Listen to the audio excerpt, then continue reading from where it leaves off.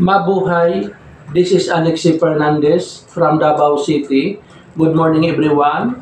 Today is the first day of the week. It's another Monday today. So, na ko yung applicants. Actually, not applicants. Kaya dapat na siya ay hard na siya. Si Jay. Hello Jay, good morning. Where are you from? Taga-asa ka? Lupon, sir. Taga-Lupon ka. Ay, ito Banay. Lupon ka. So, ang imuang area is Lupon, Banay-Banay, in Pantokan. Roving merchandiser ka ha? Po, sir. Roving merchandiser ni siya sa amuang kliyente sa isa ka sardinas. Single married?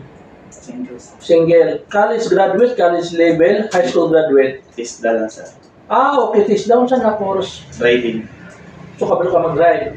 Na kay license. Yes po, sir. Okay, ang inyong trabaho diri is merchandiser ka ha? Kaya balo ba ka sa trabaho